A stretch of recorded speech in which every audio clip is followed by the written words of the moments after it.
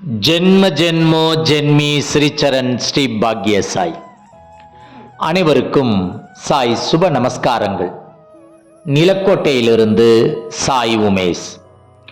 ஓம் ஸ்ரீ சத்குரு பகவான் பாட்டி சித்தரின் லீலாமிருதம் 95.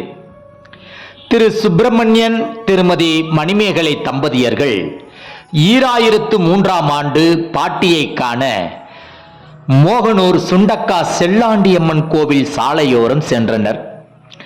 இத்தம்பதியினரை பார்த்த நம் பகவான் பாட்டியார், நீங்கள் 2 பேரும் இன்னைக்கு வருவீங்கன்னு தெரியும் என்றார்கள்.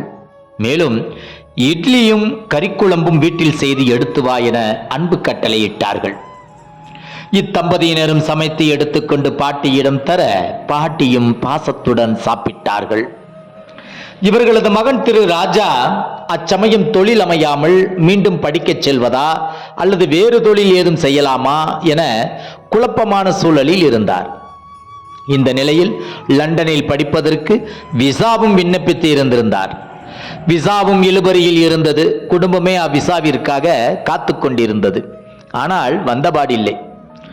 இத்தம்பதியினர் தனது மகனின் எதிர்காலம் பற்றி நம் பகவான் பாட்டியாரிடம் வினவ, நம் பாட்டியாரோ நான் பார்த்துக்கிறேன் என்று கூறினார்கள். பாட்டியாரிடம் பொறுப்பை ஒப்படைத்த மனநிலையில் நிம்மதி பெருமூச்சுடன் பாட்டியிடம் ஆசி பெற்று வீடு திரும்பினர் இத்தம்பதியினர். என்ன நடக்கும், எப்படி நடக்கும், விசா வருவதற்கு உண்டான அறிகுறியே இல்லை என தவித்துக் கொண்டிருந்த ஓரிரு நாட்களில் அதுவரை காலதாமதமாகி கொண்டிருந்த விசா உடனடியாக வந்து சேர்ந்தது. மற்றற்ற மகிழ்ச்சியில் திளைத்தனர் திரு சுப்பிரமணியன் திருமதி மணிமேகலை தம்பதியினர். பாட்டியாரை குடும்பத்துடன் தரிசித்து நன்றி கூறி ஆசி பெற்று திரும்பினர். இவர்களது மகன் திரு ராஜா மேற்படிப்பிற்காக MBA படிக்க லண்டன் சென்று விட்டு பத்திரமாக திரும்பி நல்ல தொழிலும் புரிந்து சௌகரியமாக வாழ்ந்து வருகிறார் பாட்டியாரின் அதீத கருணையால். 2003ஆம் ஆண்டு வாக்கில் சாலையோர புதரில் தவம் இருந்த பாட்டியார் அமர்ந்த இடத்திலேயே மலம் ஜலம் கழித்து வைப்பார்கள். ஒரு துர்நாற்றமும் வீசாது.